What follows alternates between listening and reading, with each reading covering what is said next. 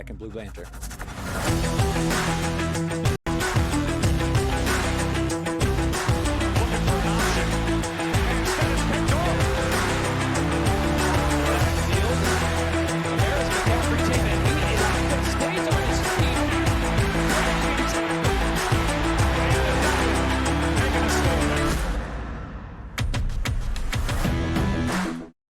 What is up, everybody, and welcome back to another episode of Black and Blue Banter, post Memorial Day episode, I guess.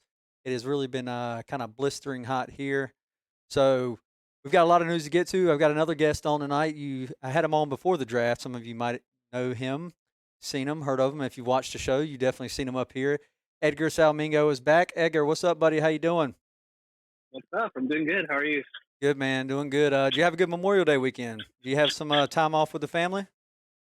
Yeah, I mean, obviously, I'd love to pay more respects to those that have served our country, and yeah, it was graduations and things, and time with the family. It's been all good. Well, that's good. That's good. Yeah. Yeah. It's. I'm sure you've seen. I know you're over on the West Coast. For those of you who don't know, Edgar is on the West Coast, out in California. Now, I'm sure you've seen here that it's been blistering here in North Carolina. It's kind of like this drought spell, really. I mean, have you seen Right, some of this right. on Twitter with these guys? It is I have. it's scorching. Sunday, I went to the pool with some friends and chilled out there, and it was like just jumping in. I don't know. There wasn't much change. The water was a little bit cooler, and they had just filled this Uh, pool up like 3 days before. So it was really just jumping in from like 99 degree with a heat index of 102 into like oh my 90 God. degree water over 3 days. It's absolutely ridiculous. It actually looks like it's about to storm out here right now, though. So maybe that'll come to an end. But anyway, Edgar, we've got some news Yeah. finally popping off, trying to wade through this OTAs, the dry all season period that's takes so long. It feels like to get through a month for some reason. All right. Um, Gerald McCoy is the hot topic right now. And of course, he's visited, he's left Cleveland and Baltimore both without contracts. And, both of those reportedly went really well. And you were kind of, reports kept coming out saying the Panthers' interest is there. It's really strong. It's this, it's that. And you weren't seeing any movement, and you're hearing about how good these other visits and meetings are going, and you're like, okay, well, there's no way he's making it to us. And then yet here we are. Marty Hurney has been digging and digging, which really has to make you believe that this is real. Like, these guys really want him, and obviously, I mean, he could be a big part of this team and this defense that are moving towards. Yeah, I mean, for me, if I were Gerald McCoy, it's like Cleveland and Baltimore make a whole lot of sense. I mean, they have a whole lot more cap space than the Panthers. So if I'm trying to make the most dimes, make the most dollars for my own, for the tail end of my career, like those two make sense. And they have, Baltimore has better leadership. Cleveland seems like a team on the rise. So as someone as a Panthers fan, of course, I'd love someone like Gerald McCoy on the Panthers. Right. Why he hasn't signed with those two teams yet is what makes me curious. It's high interest, so maybe there's a chance. But like, I don't want to get my hopes up too high. But Same. if he was going to sign, I have no idea why he wouldn't have signed already. Yeah. And that's been my thinking, and the first thing that he really said when it was reported he was released is he wanted to go to a contender. Like, that was the biggest thing on his list. Obviously, he's 31 years old. He's getting to the end of his career. He wants to go somewhere where he feels like he can win a title. It's every player's pinnacle of a dream, But and Cleveland right now on paper looks like a team that could be that, on paper, could be that team to be a contender this year. Baker Mayfield, you add Odell, you got Jarvis Landry, the defense. They've made a lot of moves with Freddie Kitchens and all this offseason, and even, really last year. But it was kind of, like you said, it's kind of strange that he didn't jump on that. And the Baltimore visit, from all accounts I've seen, seems like it went better than the Cleveland visit. So, Yep. I don't know. It's going to be interesting to see. Right now, Gerald McCoy is somewhere sitting down with Panthers brass and possibly some players tonight and into tomorrow morning, probably afternoon maybe. They are meeting with Gerald McCoy, talking to him, feeling things out. If you're Marty Hurney, put yourself in Marty Hurney's shoes, Edgar. Mhm. What are some of the things you're pitching? I mean, Gerald McCoy's vegan. Cam Newton's vegan. Cam Newton is vegan now. He can take you to all the hot spots here. That's a big thing. I mean, that right there should really seal it. That might be the underlying element in all of this, I think. I mean, it's nice. I don't think that would be like the biggest selling point. I mean, the exciting part would be, being in the division. I'd imagine if I were Gerald McCoy, like being able to play against Tampa Bay twice, Bingo. even though they don't go to Tampa Bay this year. Yep. That would be like the thing. But like, comfort level being in this division with this team, knowing the Carolina Panthers, like playing the Panthers twice a year for multiple years. I think he has a more knowledge of the Panthers than any other franchise. Yep. I'm sure he wants to explore what his options are. I would say he's at that part of his career where he gets to make a choice versus be chosen. And so maybe he's just taking his time. But I love him in the Panthers, but he has options to play here. Yeah, playing the Bucks twice a year, and then he mentioned being a contender, and this is where things can kind of get hairy. Coming out of last year, Carolina off to a great start with a healthy Cam Newton. Cam Newton starts falling off, his shoulder falls off anyway, essentially, and the defense starts tumbling as well.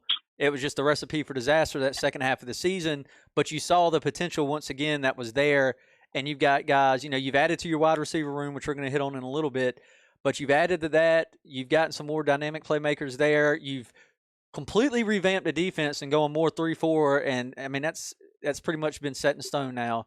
And you're going to be playing a lot of nickel out of that as well. And for a guy who loves to pass rush, I mean it makes for a perfect fit, you would think.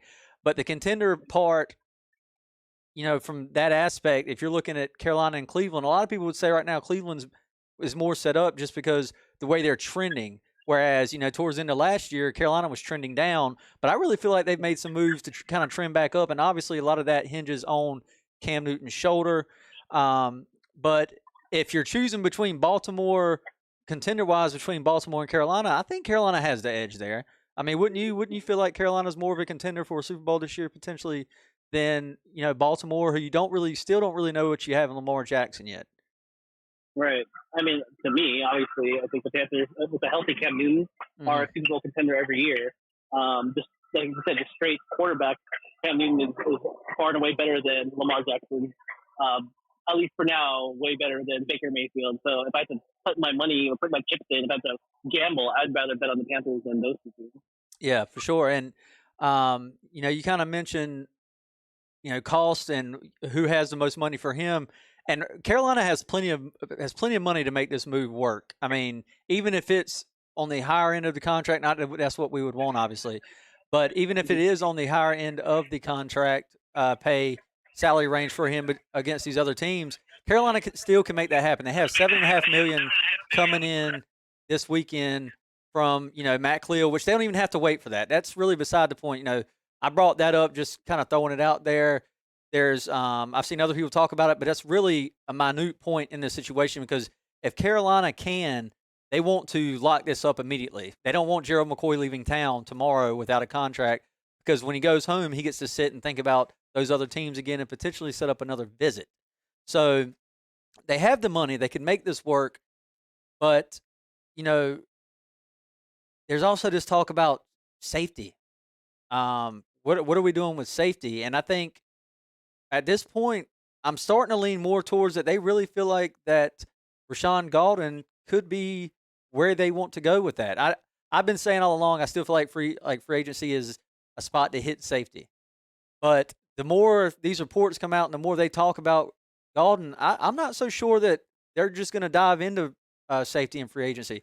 I think depth wise is where where it's killer, and I think they should. But when you're saying stuff to the media, it's kind of neither here nor there. You can't read into it but so much. But I mean, what are your thoughts on all of that? You're talking about safety, Gerald McCoy, money situations. Where do you lean on all this? Well, I know I sent I tweeted about this maybe about a couple weeks ago, and it was slightly controversial. I was talking about how I feel like they like Rashawn Golden, and another thing too is that as a general manager, put yourself, like you mentioned, put yourself in the shoes of the general manager Marty Herney, right? And you just invested a third round pick, just as high as a Will Greer this year in a safety nickel combo, right? And so if you went out and got a veteran or went out and got somebody, it's almost like telling yourself, like, I'm going to give up on this project, or like what you invested in was like a waste or a bust. I don't want to say like the bust, but by signing a free agent to take over Galden's spot, you're essentially saying like, oh, I made a mistake last year drafting him so high. I know people are down on Galden. I get why. I know he had low athletic numbers and all those things, but at the end of the day, I mean, like we really haven't seen what he's capable of. So I don't know why Exactly. people are so willing to write him off. I'm not saying that he's going to be a star, but I'm also not going to say he's terrible. So I'm willing to kind of play this out and see what they have. And obviously, the coaches know the players on a one-on-one basis more than I know. But I will say that he did flash at Tennessee. He didn't have the greatest numbers, 40 time and all those things. But I will say that when he was when he was drafted, when you saw his highlights, there are flashes of a physical, great safety that maybe in their eyes they want to play this out because they invested so much in him. And then if they need to, there is still a well of veteran safeties that are still out there. Yeah, I mean, obviously the still popular name right now is Trey Boston, coming back home, and obviously he's still staying in Charlotte. That's the biggest name out there right now, and you think he would be affordable at this point. And he's also said that he wants to focus on time with his family and his newborn. Completely understandable there. And then I I don't know, just with the safety position, I think a lot of fans are just more focused on that versus Gerald McCoy, but you can't pass on a guy like Gerald McCoy who could do so well. And I saw somebody jumping in the comments here talking about how coaches feel better about Don Terry Poe in a 3-4 in the new defense versus last year. Well, obviously that's what he came from. I think he's going to do better there. He's perfect for that zero technique at the nose at the defensive tackle spot there for that defense. And that's essentially his job. It's not going to be a sexy job all the time, but he's there to take up those blocks. And yes, Gerald McCoy would be a good boost for the right amount of money anyway. Would be a great boost if you can get more pass rushers.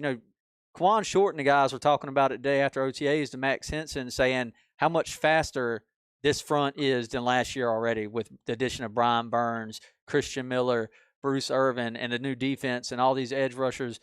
Just saying they're flying off the ball, and that's exciting because coming off a 35 sack season for that defense was just absolutely atrocious. So yeah, Gerald McCoy would be if you're picking. Let's put it this way, Edgar. I'm gonna put you on the spot. I'm gonna put both of us on the spot really because I hadn't really thought about this honestly. Okay. If you're choosing between Trey Boston or Gerald McCoy, who are you taking? Same money. Say you're paying him the same amount of money. It doesn't matter. You have to choose one. Who are you taking? Gerald McCoy 100 times out of 100. There you go. I think that, and not to say that you can't get both. Carolina could still get both. And yes, it would strip their salary cap. They have some big contracts and guys coming up that are due for contracts in the next couple seasons. But right now, this pretty much signals win now for Carolina, in my opinion. I mean, do you agree? Absolutely. And I don't want to necessarily I've never been in that philosophy of win now because Yeah, you're always trying to win now, but yes, and every year the last place team becomes first place. So there's no point in building a team for 3 years and being every year you have an option to be good, right? fair. But I will say that philosophy wise, I think that I said this on another podcast. You cannot be great. There's the NFL, the salary cap league. You can't be great at every position. So if they're up to me to construct a team, I'd much rather make my strength stronger, make an elite unit, and maybe you suffer somewhere else. So at least one of your units is elite, right? And so I'd much rather have a defensive line that's insane with a weak back end and an average in both ends. If that makes sense. Oh, that's I mean, if you look at 2013, we had an elite front seven rushing the passer, and it helped out the secondary. The coaches have talked about this. We've talked about this. It's a mixed effort there. You can have a great back end, and it'll help with coverage sacks up front. You can have a great front end, and it's going to help with bad decisions on the QB from being rushed and hurried, and force interceptions and bad plays from him for the secondary. It goes together there, and I'm with you. I've always said that if you can improve the pass rush, 9 times out of 10, 10 times out of 10, 11 times out of 10, do it. It's going to help that back end a lot. So I'm a big fan of this, and I think a lot of Panther fans are. I haven't really seen anybody saying, no, we don't need Gerald McCoy. Everybody's been on board with this. So, I mean, that's really good.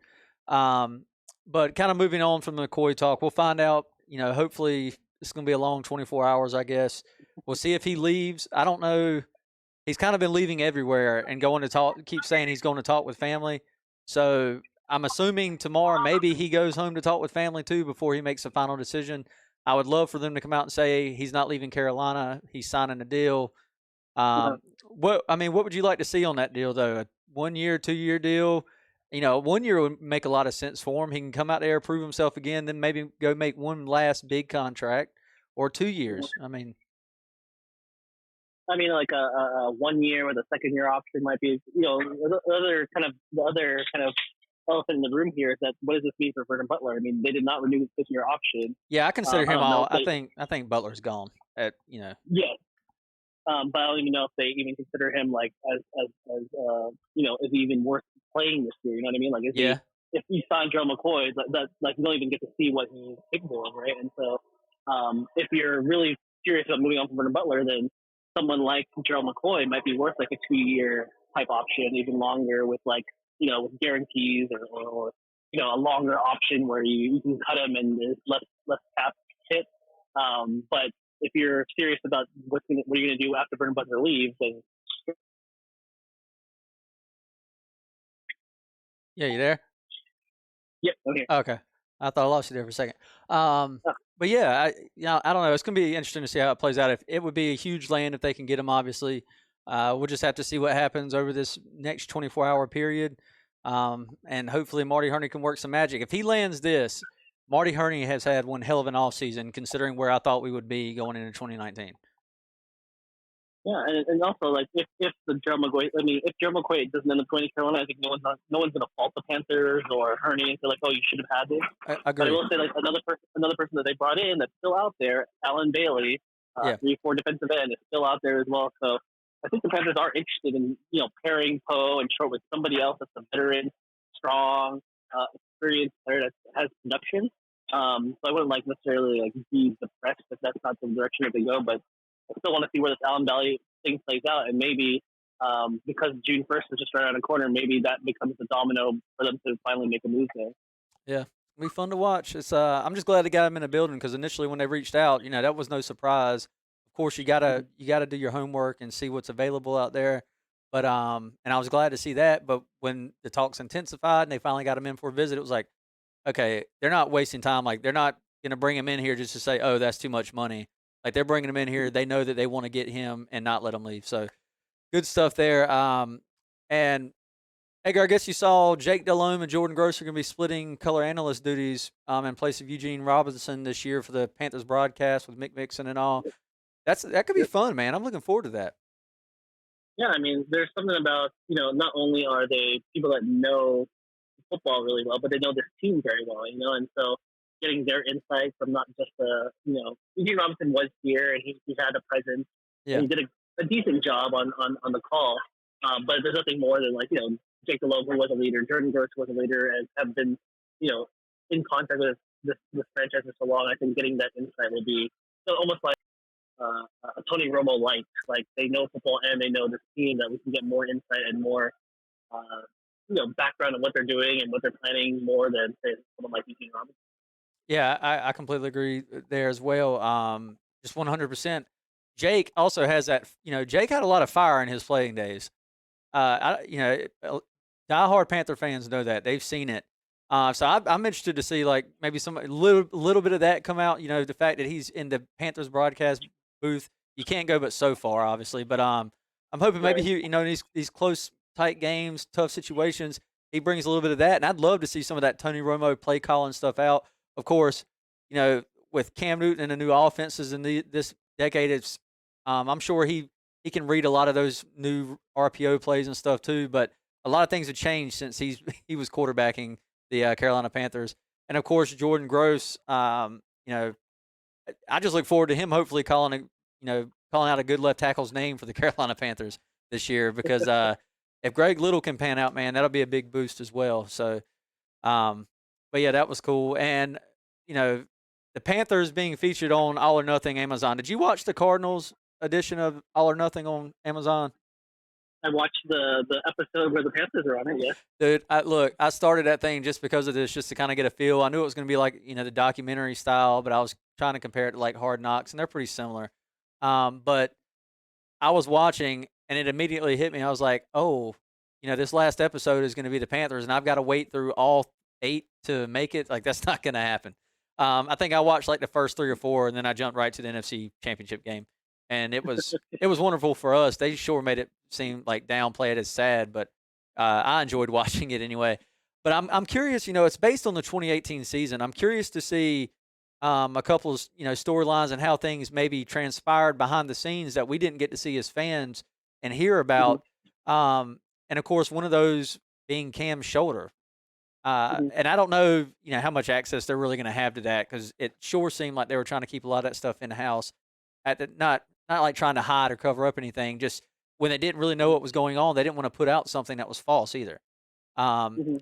so I'm kind of interested in that. Is there any like storylines you're hoping to follow or see, transpire from that? Also, Torrey Smith. I mean, they didn't announce his surgery. He didn't announce his surgery till later on. But any storylines you're looking forward to?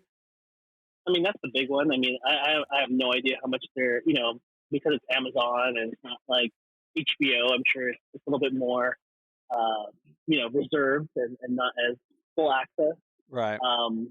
But I'd love to see like that thought process. I mean, the most frustrating thing last year during the end of last year when they went on that losing streak was everybody knew that he was hurt, and it was just not right, and they still continue to put him out there. And so those conversations that they have with Cam, the conversations they might have behind the scenes about what they do, that's going to be the more entertaining part. I'm sure just even to see anything behind the scenes, going back to curtain, how the coaches and the players interact and how the game plan will be very interesting. But I don't have like extremely high hopes that we'll have inner access to what happened with Cam and all the other secrets that we want to know. Yeah, it's hard to believe that they're going to let them in on every little thing there. And really, Cam's had a lot of transparency on his own YouTube channel about this from last year as well, and his recovery process, which has been really cool. I've really been enjoying that personally. I've said something about it when he first, announced it and all. I thought the transparency there has been really neat as far as following the rehab and him just admitting like I couldn't throw the ball 20 yards, and I Mhm, mean we saw that live, but actually knowing he literally could not throw the ball 20 yards is hearing him say that really wakes you up to how severe this was last year. mhm, And it's just frustrating because he was off to such a great start. And now he's got another new weapon, Edgar. He's got, Aldrick Robinson is, again, me and mhm, you have had this talk about the supporting cast of Cam. We all have, and that this is the best he's had. It doesn't mean it's the greatest in the world. mhm, But Aldrick Robinson, another good deep threat that's been around a lot of top receivers in this league as a journeyman kind of really receiver. He played with Kyle Shanahan in the 2016 team for the Falcons. He's played with mhm, Stephon Diggs, so behind Stephon, Adam Thielen, Julio Jones, and he's had a little bit of success there as that number 3 guy. Minnesota really wanted to keep him back. Um, you know, you add him to DJ Moore, Curtis Samuel, Jarius Wright, and then of course the one everybody's talking about is Torrey Smith and his $5 million salary. mhm, How are you feeling about this group? The more and also Chris Hogan, I forgot about him.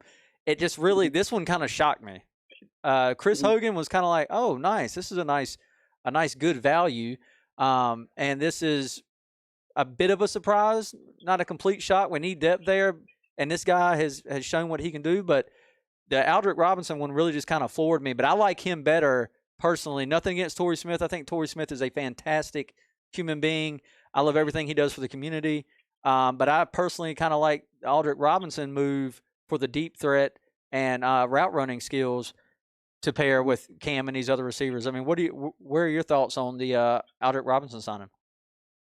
I mean, it's very interesting that they went in this direction. So between Torrey Smith and Aldrick Robinson, and even to some extent Chris Hogan, like they really got some people that are deeper threat wide receivers, and so and with speed to burn, right? And so for this to work, you have to have some confidence that Cam's shoulder is going to be okay, right? Because if you're even somewhat concerned that he can't make those long throws, like why would you invest in a Hogan, a Smith, an Aldrick Robinson, Pierre on? So like he's even like kind of in my back of my mind, like he's is an option if something happens.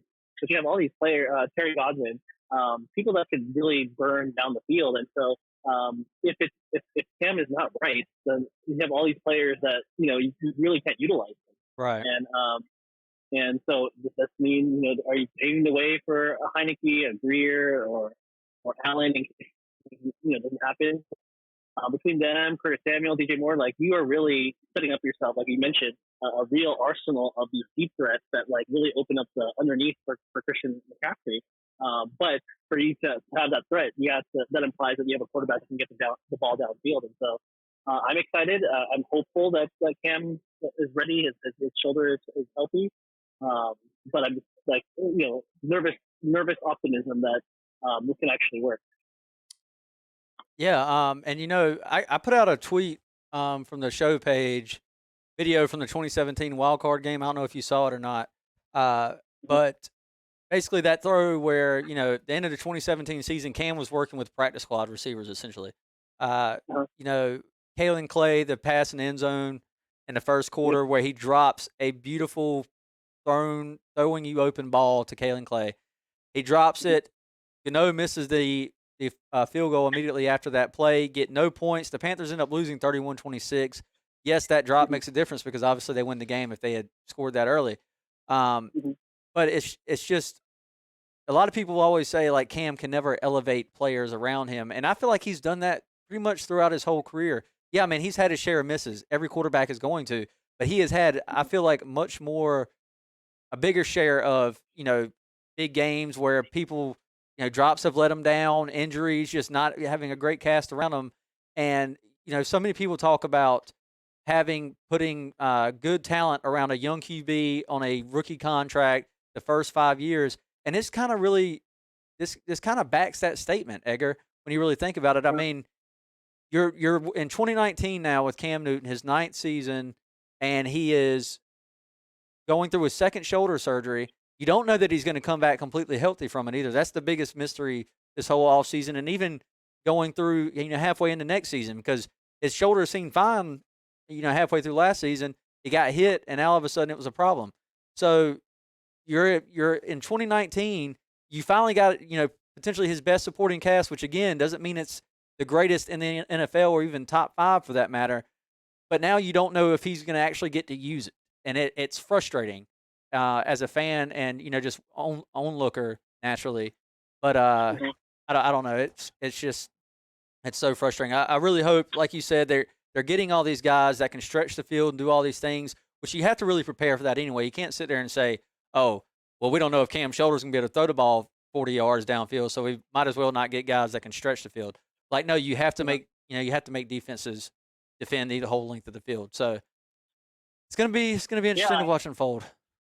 yeah. I mean, you're right. I guess what's curious to me is that like you lost Devin Funches, this big kind of possession type receiver, even though he Yeah, make catches exactly. down the field, but they didn't replace him at all. I mean, like Chris Hogan kind of, but like they didn't.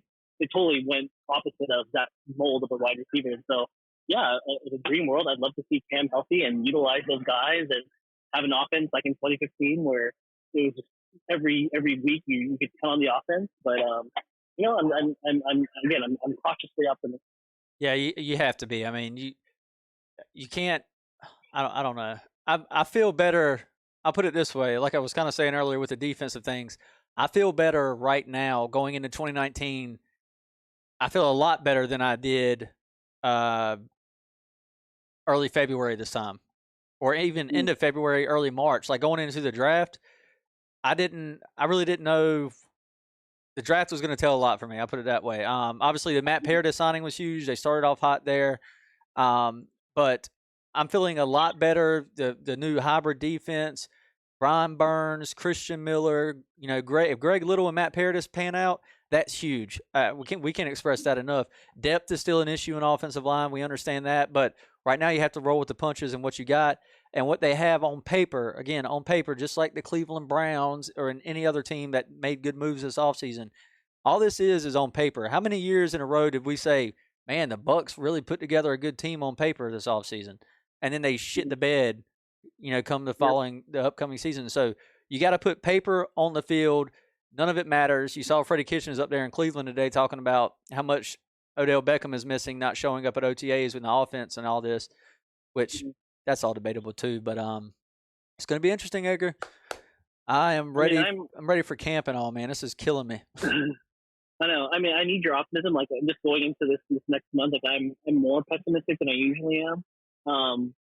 For me, my biggest nervousness is around Cam Newton, right? So like the whole season almost depends on him. Not to say Right. like he's the whole team or like no one else cares, but like he's the biggest difference maker that's on the roster, right? And so Absolutely. if he's not himself, then like what does this team become? And for me, like you have that new multiple defense, right? But like you're really banking on a new system with players that are playing in new positions, and then at the end, you're relying on like these rookies, right, who've never seen the field in an NFL field. So I'm just nervous there. On the offensive side, I know I love like the Paradis signing and getting Little, but again, you're relying on a guy. One's coming off a major injury, another one's a rookie. So again, Yep. like I'm not saying that it's going to be a bad season, but like I'm more nervous than I usually am because I have less things I can count on. Is Greg Olson all the way, hoping Greg Olson's like back to what he used to be, but I'm baking on a whole lot of things that, there's more uncertainty than I'm used. Like I used to always be able to count on, hey, if Cam Newton is coming back, and I'm sure that the team is always going to be successful as long as Cam is here. But with his shoulder still up in the air, with a new defense and two rookies and people that were and people coming off injury, I'm just less assured than I usually am. There's definitely still a lot of question marks, like you said, and mine is more like my hope, my optimism is more on the ceiling for the team right now, not necessarily like what I think they're going to do. Vegas has them, and I saw somebody throw this in there on the YouTube chat. Vegas actually has Carolina at 8-8 odds this season. Um, Mm-hmm. and I would say I think they're over that, at least 9-7 if everybody comes in healthy. Um, and obviously Cam's shoulder's good. That's the ultimate question mark. It can't be said enough. Feel like a Mm-hmm. broken record every time I say it, but um, I think if I was a betting guy, I would put that I would take that bet anyway. Just due to ceiling potential with this team, I think they could. They're just kind of flying under the radar right now. I know Adam Shine's got some hot takes for everybody talking about spring interceptions. Like that makes a damn when you're throwing in helmets. Um, he can take that thing real nice, shine it up real nice, and turn it straight up his candy ass, as The Rock would say. Yeah. That's the only thing that needs to shine there. But anyway, yeah, like I said, mine's kind of more on the ceiling the team could have, I guess, more so than what I actually know they're going to do, or have I felt better than years past? No, I mean, I feel better. I do feel better about the defense, the offense. I still think, like you said, rookie at left tackle, center coming off injury. Hopefully Taylor Moton stay on the right side. If one of those things goes off, you're switching the offensive line around, and then you don't know what the hell you have anymore. So, I mean, remember, like with a healthy Cam Newton last year, they were 6-2, and this yep. year, another thing that sets up really nicely for them is that they have a relatively easier schedule this year, so Mhm. they could do some damage. But Yep. again, nervousness about things at their peak, at their ceiling, like you said. I think with a healthy Cam Newton, I mean, they potentially can win multiple playoff games. Yeah. And that's like not hyperbole. That's like a fact for me that healthy Cam Newton leads to that. In the division and the NFC. I mean, I'm sure as they get closer to the season, you'll break this stuff down. But there's not like this big.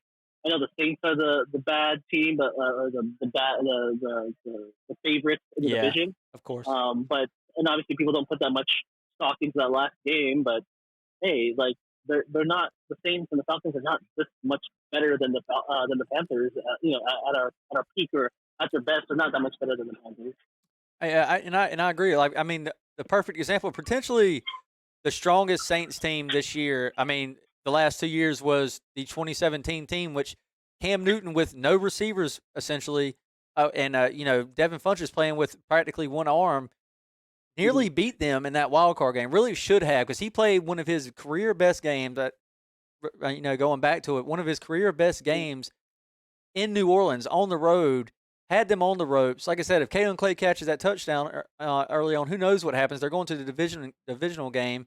So Mm-hmm. yeah, they absolutely can. And this team, talent wise, right now with what they have on the roster, healthy, is obviously better if Mm-hmm. Cam Newton comes back healthy. I'm not sure Cam's shoulder is ever going to be what it used to be 5 years ago. I don't know that, but if he can put the ball downfield and get back the strength anyway, Yeah. that's going to be enough for me. And I hope that's the case. You saw Andrew Luck came back really well from the similar surgery. You know, there's been a lot of comparisons there. So hopefully all that pans out. But I mean, I will say this: like, even injured last year, like he had Detroit on the road, he had Cleveland on the road. yeah, Like he could beat on the road. Like and the even Saints. like not healthy, and the Saints like not healthy. Yep. Cam could Cam almost beat these teams like even at 50%, right? And so again, like even if he could like really be a threat even at half health, like imagine him at full health.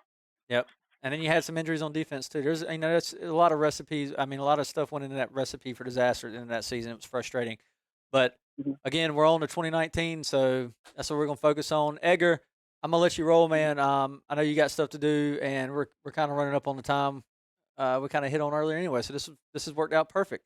Edgar, tell them where they can find you. I've had your stuff up here on the show, but you can go ahead and plug your Twitter and all if you want. Yeah, at Panthers analyst.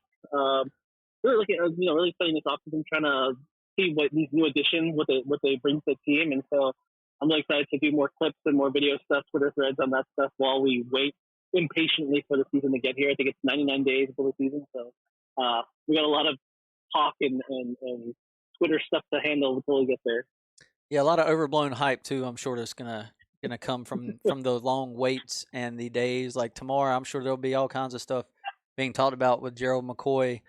So we'll find out, who the real McCoy is. I guess between these three teams, or will he go to a fourth? Who the hell knows? Because right now he's already gone to an extra team. It seems from what they initially reported. So nobody knows. I'll be following Josina Anderson. She seemed to have the lock on this one so far. And Joe Person too. Joe Person's been killing it.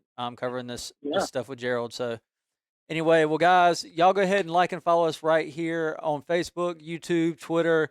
Subscribe on YouTube, obviously, and in the podcast world, iTunes, Google, Spotify, Stitcher, TuneIn, and also now on Podcoin, where this is the podcast app that pays you to listen to podcasts. This is the only one if well, most of my podcasts anyway are on Podcoin now. I listen to all of them. You get reward points. You can turn them in for gift cards. You can donate them to charity, whatever you choose your heart desires. You can do that. We are up there. If you use the promo code Panthers, they give you an additional 300 pod coins upon signing up. So be sure to check that out as well.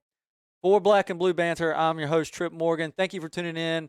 We'll see you guys next week, and hopefully maybe sooner, because if we get Gerald McCoy, I mean, I don't even know what I'd get up here and talk about other than say, holy shit, we got Gerald McCoy. But yeah, but I'll see you guys next week. Y'all keep pounding. Peace.